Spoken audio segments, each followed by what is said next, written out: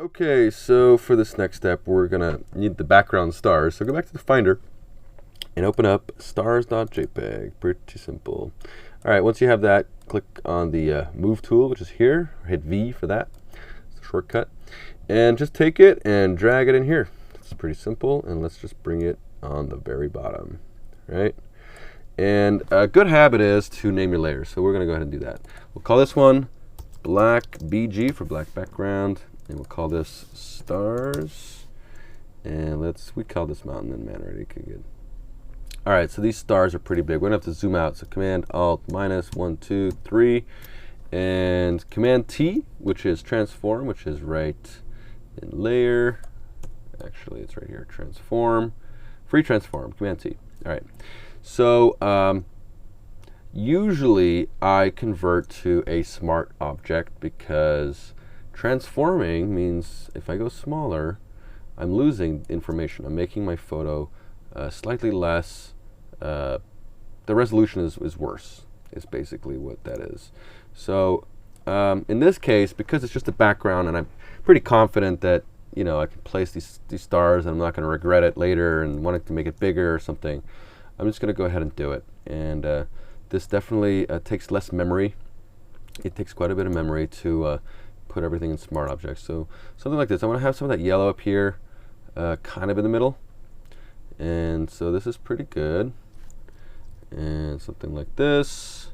All right, I'm pretty happy with that.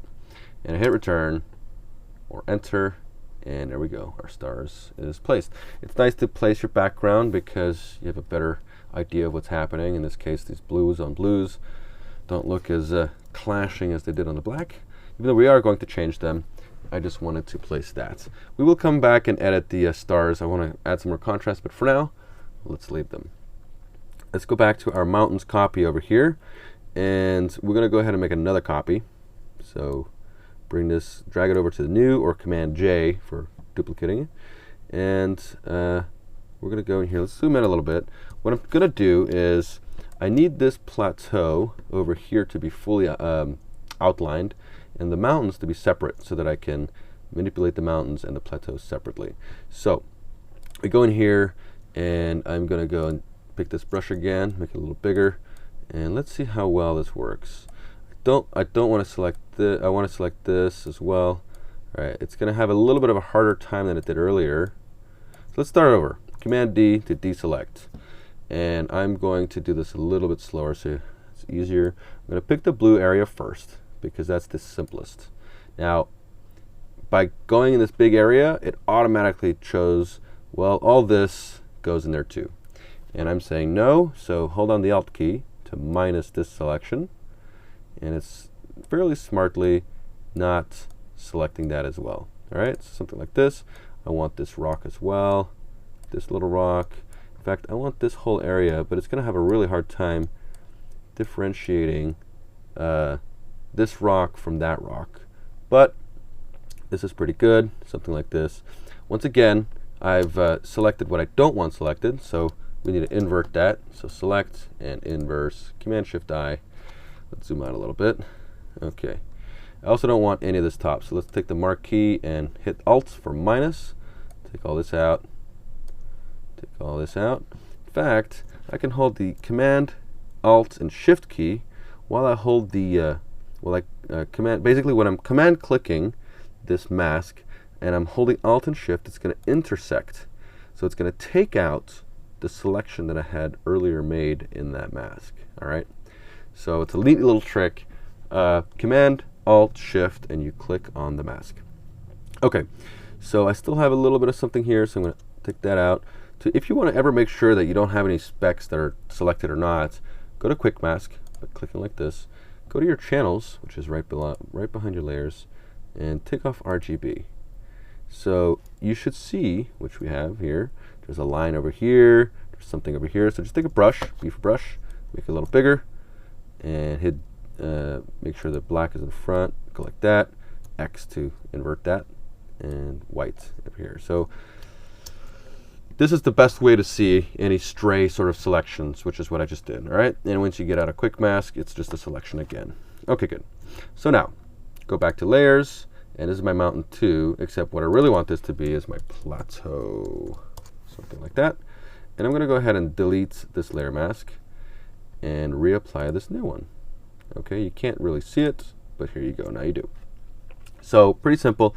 I didn't go into refine edges this time because it's rock on rock and I feel like I can get away with it. If I need to change it later, I can. It's just a mask. I didn't actually cut out anything from this photo, so pretty simple. All right, so I like this plateau. I'm going to keep this, and now we're going to go and edit the mountains. So here's the mountain, and I actually want to, here, let's take the move tool. I feel like this should be a little bit to the right, and one of the reasons is I want to have some more mountains over here. I want to use a little bit of that, and I don't want it to look like I've mirrored it. Okay, you can see a little bit of the plateau over here. So here's another trick. I'm actually going to cut out the mountain from the plateau. We're gonna have to go back for that right before we moved it. So what I really want is just the mountain. So how do I do that? I have a selection of the plateau, which is here, that is, and I have one of the mountain and the plateau. So how do I get just the mountain? Pretty simple. You command click on this mask. It makes a selection of that. It turns that mask into a selection, right? And now, just like I did before, I'm going to hold down Alt and Shift. You notice that it becomes a little minus button on that cursor. And it's saying it's going to load that, but it's going to minus this selection. So that's exactly what it does. It took out the selection of the plateau and took it out of the selection that I had loaded right before then. So let's just, for the sake of safety, make another copy and call this mountain alone. Okay, I'm going to go ahead and delete this layer mask and reapply this new one. Okay, so now I have my mountain alone, undo that, and my plateau alone. Perfect. Okay, so now I can go ahead and play with this, and I said I want to have this a little bit to the right. Now I am missing some pixels down here, which is why I didn't really want to get rid of it, but it's underneath and I can bring it back. So for now, let's just place this properly. So something like here. Okay, and we're going to go ahead and make a copy of this, and it's over here. And this time, in your Command T, so in your free transform, right-click, flip horizontal.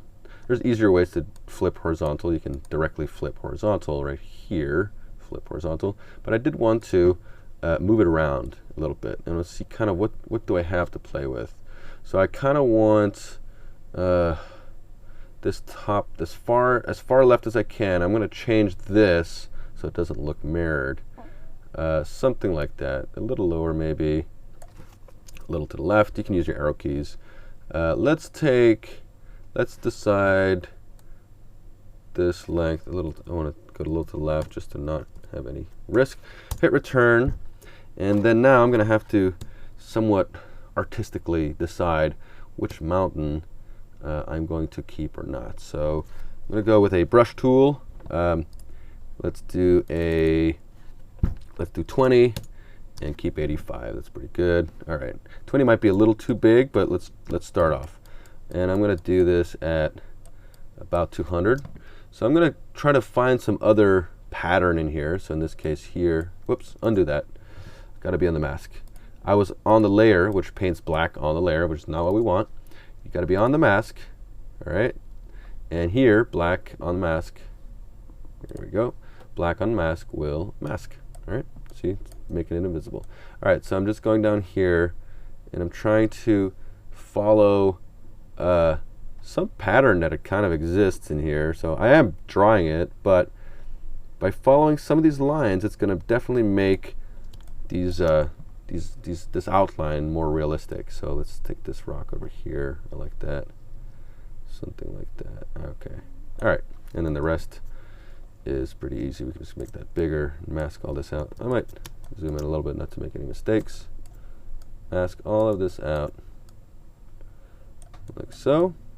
And if you want to be really precise and not miss anything, just while this is selected, go to your channels, put the eyeball here and take it off RGB. And now you just have that mask in just black and white. Pretty simple. And down here, this is all below that plateau, so it doesn't really matter. And we're pretty good. All right. How's that? Let's see. Back to this and this. Let's zoom out. Oh, I have something down here, so I've got to get rid of that. We don't want that. Okay. So it doesn't look like it's doesn't look like I've copied it because you don't have any recognizable, strong things. Plus, we're going to blend that a little bit better. But this is a good start. Okay, good. So if you want this to be kind of more smooth, in the original one, I had it kind of smoother. So you can kind of just do this if you want. I'm not crazy about it. I like following actual rock formations to create these lines. So we'll just keep it like this for now. All right, and then our little man is still there, so that's good. And that's where he was in the original plateau. So that's nice that he'll blend perfectly there. All right. In fact, let's just keep him there. All right, so now we have plateau. We can call this left mountain and right mountain. And we have a couple copies of this, which is kind of unnecessary. Let's get rid of this extra copy. We'll keep this mountain back. We'll call it mountain backup, which we don't really need, but we'll keep it anyway. All right, and there we go. So we have this, and it's a start. We're going to do some blending in the next lesson to get some of these colors kind of popping a little more and mixing together a little better. See here, there's obviously the lighting is quite different. So that's for the next lesson.